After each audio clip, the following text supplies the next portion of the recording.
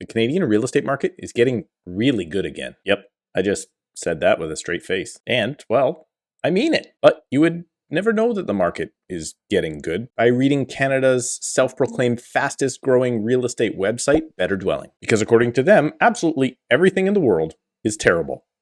Always. Just let me read you some of their most recent headlines. Canadian real estate fueled by pre-approvals, enormous shock coming. Canada's worst performing real estate markets are Toronto and its burbs. Canadian real estate prices just made a record price drop. Real estate prices are back to November 2021, down $100K since the peak. The Bank of Canada front-loading won't guarantee a soft landing. Canadian real estate hasn't been this unaffordable since the 90s bubble. You get the point. Well, it's obvious to me that Better Dwelling loves selling advertising to their Chicken Little audience. And it's almost as obvious that my bias goes in the complete other direction because I'm a greedy scumbag realtor only looking to line my own pockets. And that means if the market is bad, I have to say that the market is good. And that's exactly what I'm going to do in today's video. Right after I ask you to please subscribe to the channel if you would like to stay up to date here on my market of Surrey and the Fraser Valley. And of course, if you need help with your real estate purchase or sale, you can book a call with me right now down below in the description at a time that works best for you. And now let's find out why I think this bad market is so good. First, I think we have to define what not only the news media, but likely all of us like to call a good market. A good market is usually defined as a time when prices are going up. Generally speaking, prices only go up because demand is greater than the supply that is currently coming to the market. Greater demand than supply means that each time a new seller brings a new product to the market, they can ask a little bit more money and likely get it because the buyers see value in that price and they're more than willing to pay it. Now, all the people in the comments will have you believe that this is a time that real estate agents absolutely love. I mean, after all, higher prices mean higher commissions because usually realtor fees are tied to a percentage of the overall sale price of the home. And yeah, well, I guess that's true. Of course, the more sales that happen for more money means that there's more money to go around. But in outlandish real estate markets like we saw at the end of 2021 and the beginning of 2022, when consumption rates in some neighborhoods were at 181%, yeah, that's right. 181% of the listings in Cloverdale last December sold. And if you're confused by that number, it means not only did all of the listings that came on the market that month sold, but also almost all of the properties that were sitting on the market from previous months also sold that month. Many properties back then were receiving 20 or more offers each. And that means 19 of the 21 real estate agents involved in that offer process went home empty-handed, leaving only 2 real estate agents left to hit the like button at the end of that transaction.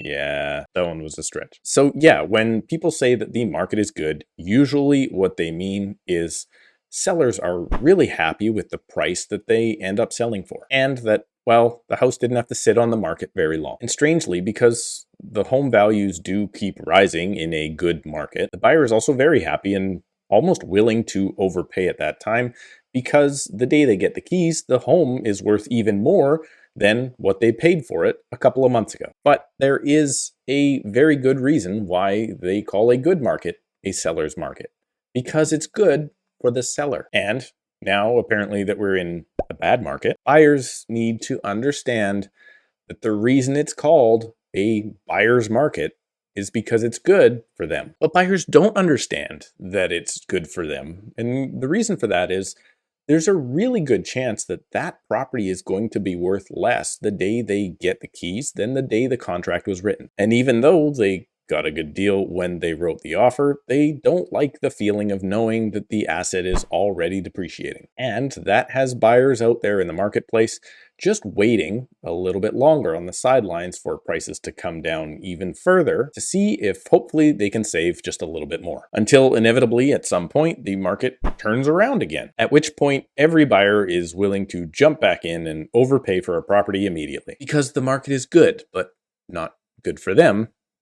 It's actually bad for them. But now let me tell you why I think the market right now is actually really good. The market is good because I firmly believe that operating in a marketplace where we're receiving offers over the asking price, well, that's not good for the overall market. Buyers should have the opportunity to arrange financing, perform a home inspection, and yes, heaven forbid, maybe even think about it overnight. And in today's market, they actually now have all of those abilities. Because sure, all of the people that have joined the Metro Vancouver Housing Collapse Facebook page think that the only thing that matters in your real estate purchase is the price. And even when prices reach normal historical growth patterns like they did just last month, those people still think that prices will continue to go down even further and stay there forever. But what is it that really matters to you?